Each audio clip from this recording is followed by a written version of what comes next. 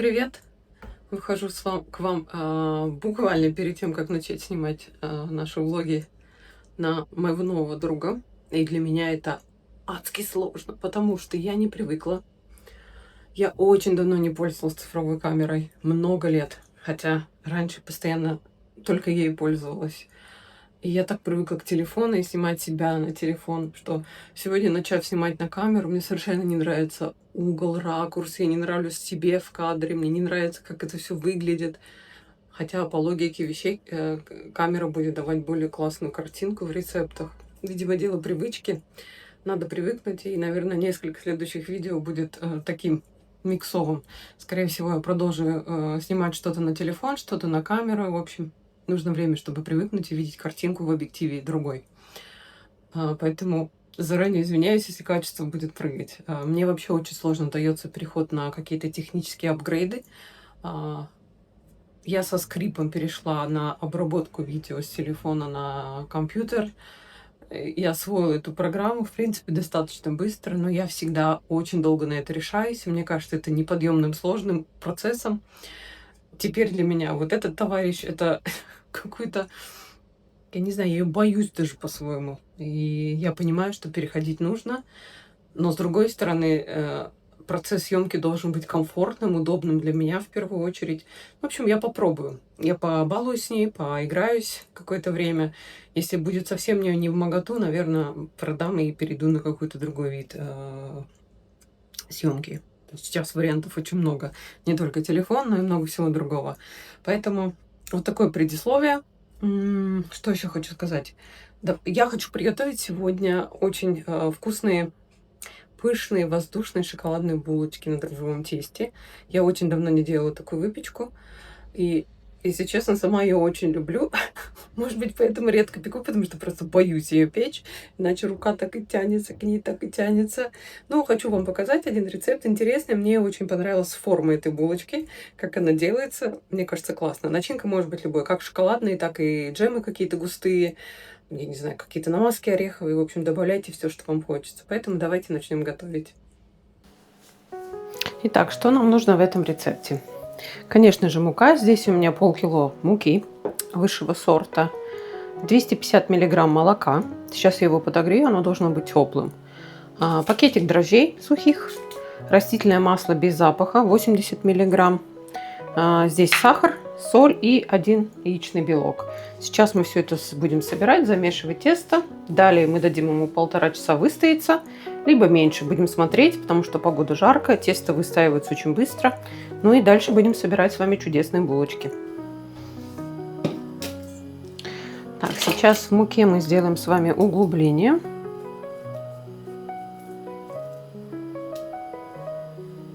Всыпем туда наши дрожжи.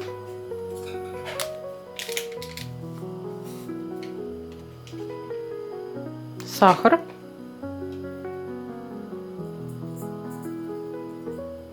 Далее мы с вами вводим теплое молоко, которое я немного прогрела. И сейчас начнем замешивать.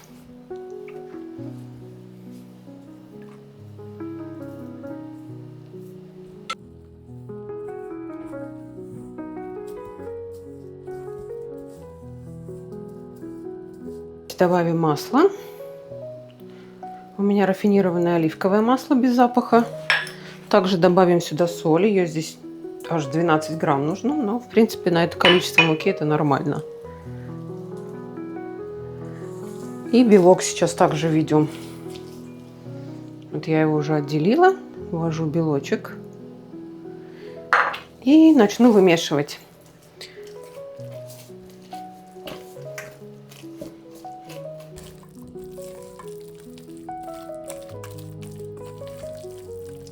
Так, здесь этот процесс я уже буду вымешивать вручную, чтобы понимать, как обстоит дело с нашим тестом.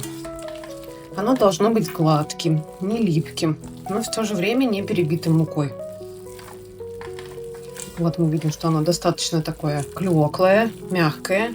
И это самое главное. То есть я его немножко помешу сейчас с руками, понаблюдаю и по необходимости добавлю еще чуть-чуть муки.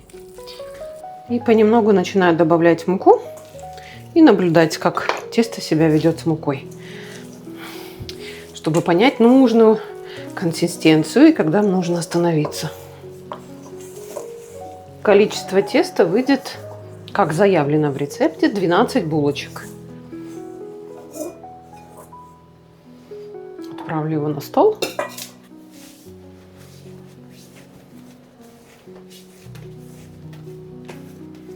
Вот такое замечательное тесто получается. Оно в меру липкое, но не совсем так, чтобы, вот видите, оно отходит от пальчиков. Именно такой консистенции оно и должно быть. Мы сейчас его обратно уберем в емкость, накроем полотенчиком или пленочкой и оставим на час минимум. И будем наблюдать за ним. Нам должен быть произойти рост в 2 раза. Поэтому, когда я увижу, что оно в 2 раза поднялось вот до этих пор, я начну уже раскатывать тесто. Проверяем наше тесто. Вот как раз оно поднялось в 2 с лишним даже, наверное, раза. И сейчас уже можно начинать формировать наши шарики.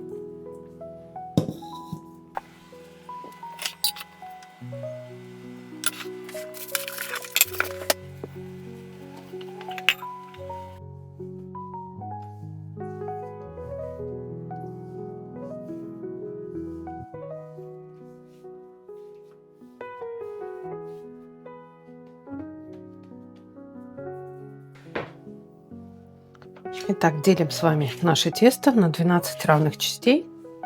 Каждую половинку по 6.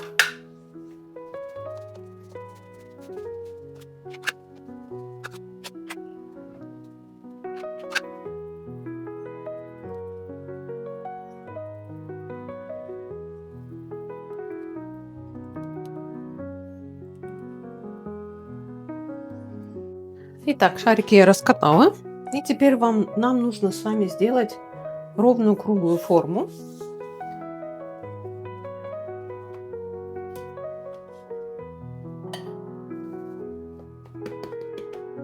Слышите по звуку, как оно хорошо расстоялось? Прям такой у него звук становится воздушный.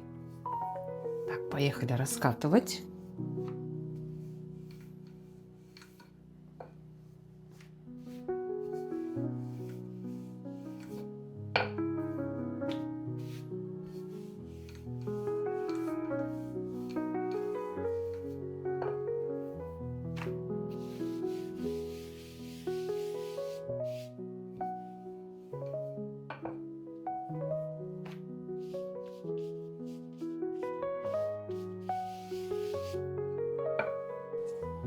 На одну половину нам нужно распределить начинку. У меня это шоколадная паста. У вас это может быть джем, ореховая паста. Мне кажется, какой-нибудь вишневый джем будет очень вкусно. Или какой еще? Абрикосовый будет потрясающе вкусно. Ну, любой ягодный. В общем, мне кажется, здесь будет все вкусно, что бы вы ни добавили. Распределяем шоколад на одну половинку. На краешке тоже желательно бы, конечно. Ну, посмотрим сейчас, как у меня получится. Теперь я вот так сгибаю пополам.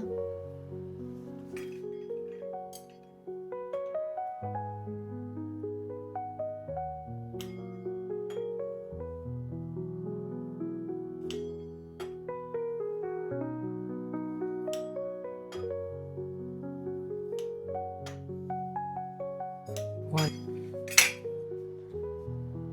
И формируем.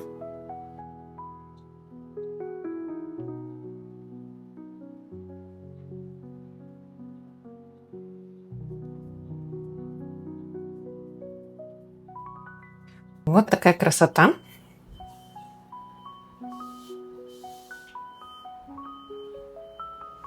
Убираем и отправляем на противень сразу.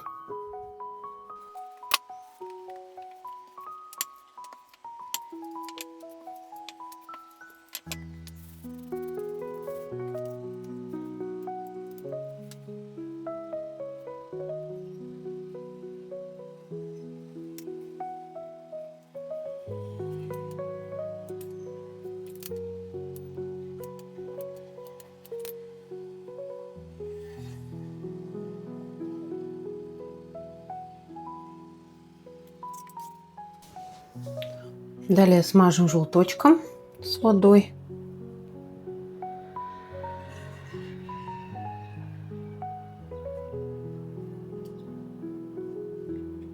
Сверху можно присыпать орешками. Я не буду. Ну вот, наши красавицы-булочки готовы. Те, что с клубничным вареньем, вытекла какая-то часть джема. Поэтому шоколадная более стабильная. Такие мягкие. Конечно, они должны остыть. И какую-то часть я заморозила, убрала. И по необходимости буду доставать и просто размораживать в холодильной камере. Соответственно, они будут параллельно растаиваться и выпекаться. Мне кажется, это чудесно кофе будет. Как вы считаете?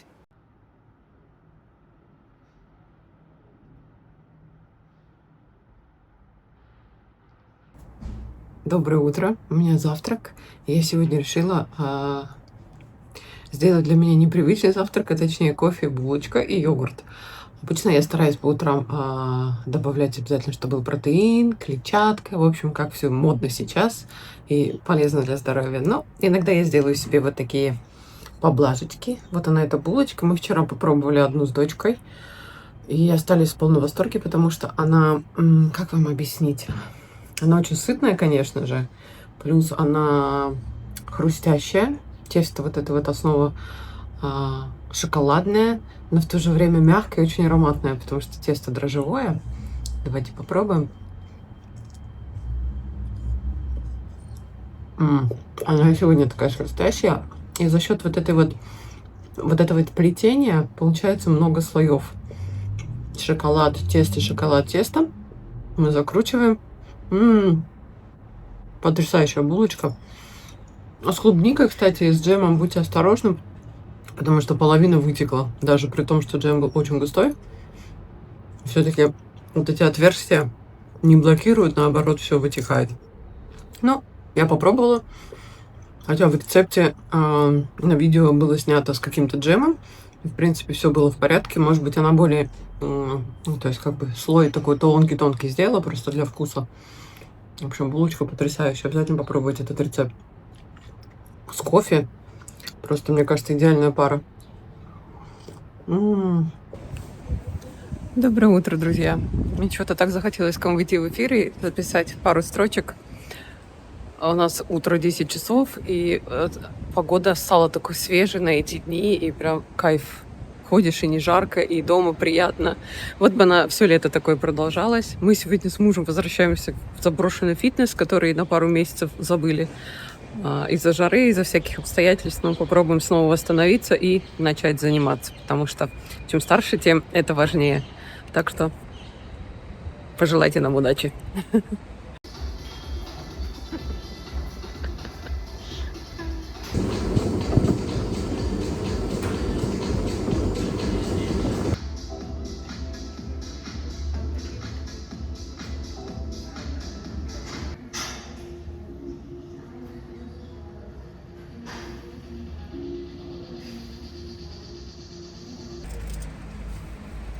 Мы сегодня отправляемся в одно место, где мы никогда еще не были. Мы привыкли всегда на пляж и на море ездить в городок Шили. А в этот раз мы поедем дальше, где-то 2 часа от Стамбула. Регион Кандыра. И там очень красивые пляжи, необычные бухты. Это тоже Черноморское побережье. Вот нам любопытно, что это такое. Какие-то красивые красные скалы там есть. В общем, хочется чего-то нового посмотреть, поэтому держим путь туда.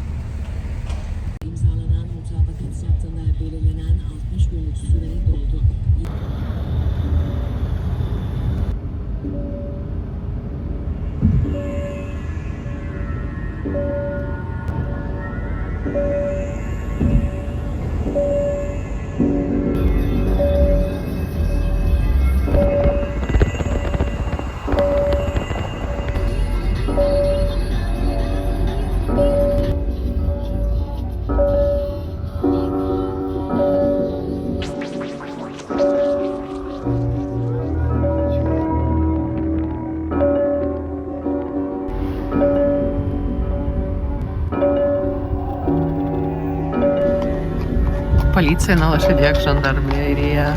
Прикольно.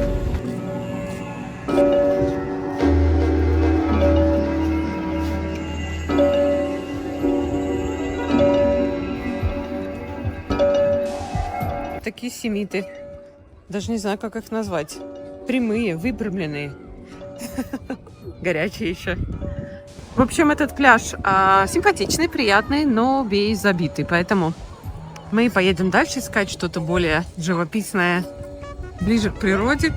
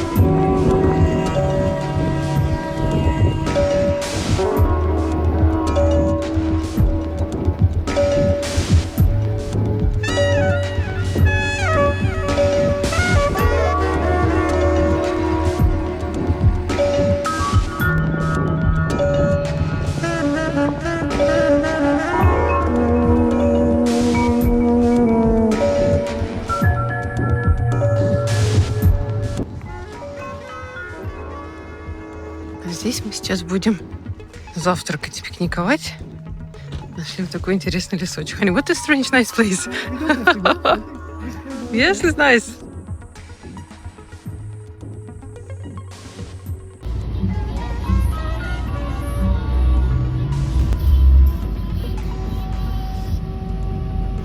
Мы тут проезжаем одну деревню, где вырос мой муж. Я просто хотела показать, сейчас сезон сбора урожая фундука, и вот так они его высушивают. Вот это кожура рядом, а здесь уже очищенный. Здесь очень много выращивают фундук в Турции, конечно, повсюду.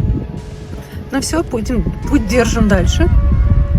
Сейчас едем в Шиле, как всегда, все дороги. Возвращаемся в свой любимый Шиле. На море и по делам. Такая вот деревенька.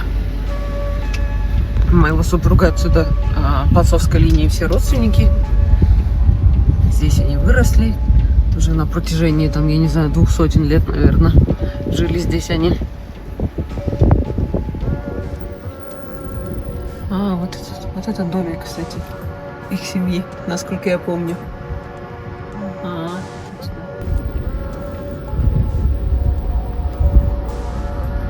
У каждого двора сушат фундук. Какой милый домик. Привет, друзья! Сегодня мы с вами будем готовить очень интересный итальянский рецепт. Называется он вителла тонната, но мы будем его делать в облегченной версии, без мяса. Вообще, вителла тонната переводится как телятина с тунцом, если буквально говорить. Вителла – это запеченная, приготовленная телятина, которая нарезается тонко на слайсе или ножом, неважно. И подается она на специальном соусе, который готовится из консервированного тунца, каперсов и анчоусов. Готовится несложно, но имеет очень интересный, яркий вкус, потому что в сочетании тонко нарезанной телятины и вот этой вот пышной основы подушки из соуса тоната. Я в свое время работала в Сочи как раз-таки с итальянской кухней и готовила очень много это блюдо. И все гости всегда были в полном восторге, потому что действительно блюдо очень вкусное. Я по нему очень соскучилась, давно его не готовила. И почему-то захотелось именно сегодня. Но у нас будет облегченная версия, даже вегетарианская, тем, кто мясо не ест. Поэтому я подготовила перцы, запекла их в духовке. Можно на гриле, на огне. В общем-то, нам самое главное достать эту мякоть, очистить от кожурочки. И будем подавать на этом соусе. Поэтому, если вам интересно, поехали. Итак, в чашу блендера, у меня вот такой стационарный, мы добавляем 1 банку тунца в масле. Также добавляем каперсов 10 грамм.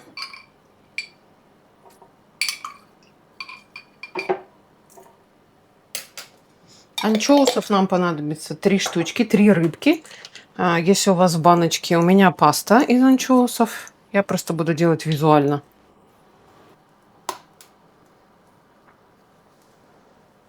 Рыбка номер 1. Паста, конечно, я думаю, что более концентрированная. Давай. И еще немного. Также эту пасту я всегда использую в приготовлении соуса «Цезарь» для салата «Цезарь» одноименного. Так, добавили.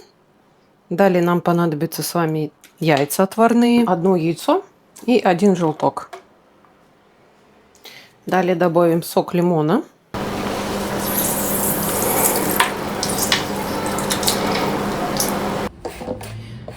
Итак, мы вот эту массу всю сейчас взбиваем блендером до однородной консистенции. И постепенно вводим по капельке масла, чтобы у нас получилась эмульсия.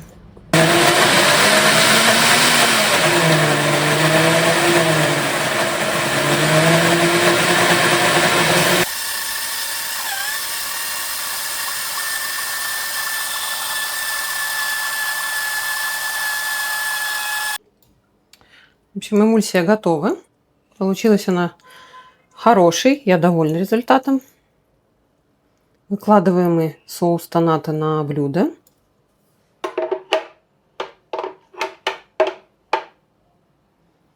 Так вот распределяем. Видите, она такая шелковистая. Я не использовала все 200 мг масла. У меня ушло поменьше.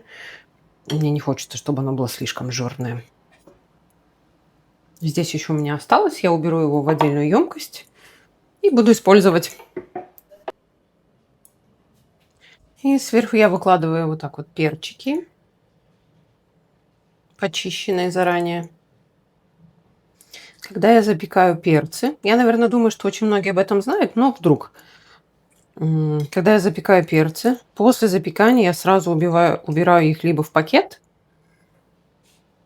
либо в кастрюлю под крышку. В общем, их надо изолировать от воздуха, чтобы кожурочка хорошо счищалась, иначе это будет истинное мучение. Снимать кожурку напрямую сразу с духовки. Прекрасно.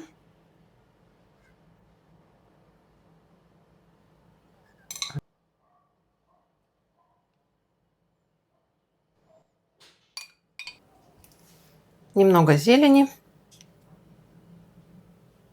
Оливковое масло. Немного черного перца мне хочется сюда добавить. Ну что, закуска готова. Запеченные перцы на подушке соуса тоната. Выглядит очень аппетитно. Подавайте это блюдо замечательно с какими-то хрустящими хлебцами, поджаренным хлебом, сухими брускетками. Макать в это все и наслаждаться. Приятного аппетита!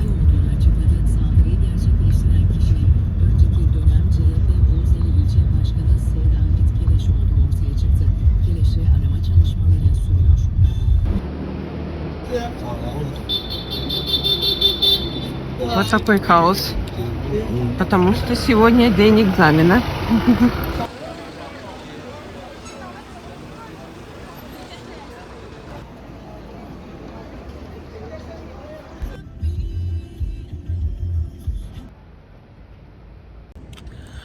В общем, пока ребенок сдает экзамен по рисованию в одном из университетов, один из самых престижных сегодня, прям тут по соседству, мы зашли в одно место, я даже никогда о нем не слышала. Здесь была раньше пивная фабрика Бомонти старинная, и они сейчас сделали из нее такое арт-пространство классное.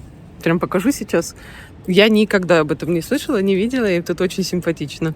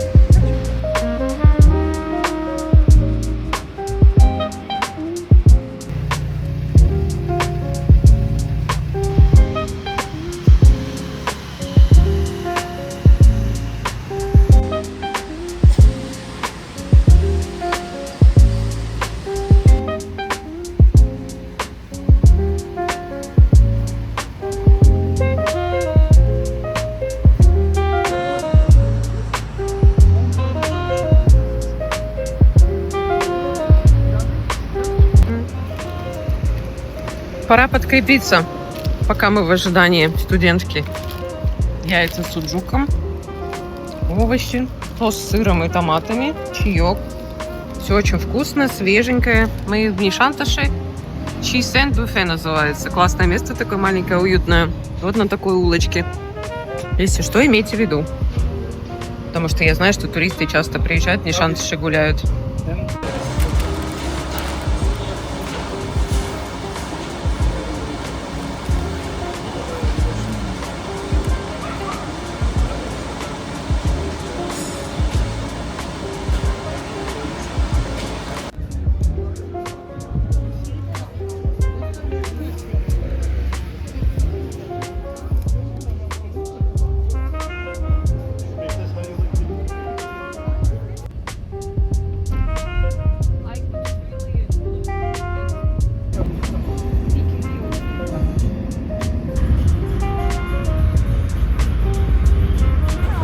Мы сегодня в кинотеатр на Одиссею и пытались купить билеты уже пару недель, и вот только сегодня удалось. Такой аншлаг, прям битком в кинотеатре. И что классно, у них, мне нравится, в Турции в кинотеатрах фильм транслируется с языком оригинала, то есть на английском языке с субтитрами турецкими. Поэтому прям это у них всегда так все фильмы, это очень мне нравится. Ну вот. А еще сейчас мода в Стамбуле на фотобудки, как по всему миру. И вот такие форматы. Вот этот классический 300 лир. Тоже 300, это 400. По 400 все. И есть будки прям на большое количество людей. 6 человек, по-моему, максимальная. Клево. Здесь караоке, тоже будочки. Клево. Можно песни поорать. Я, пожалуй, как-нибудь, наверное, бы сходила на такой аттракцион. Клево. Здесь йогуртовое мороженое с добавками. Давайте посмотрим. Вот в таких баночках подают. Вот так оно выглядит. Ни разу не пробовала, тоже хочу, но что-то...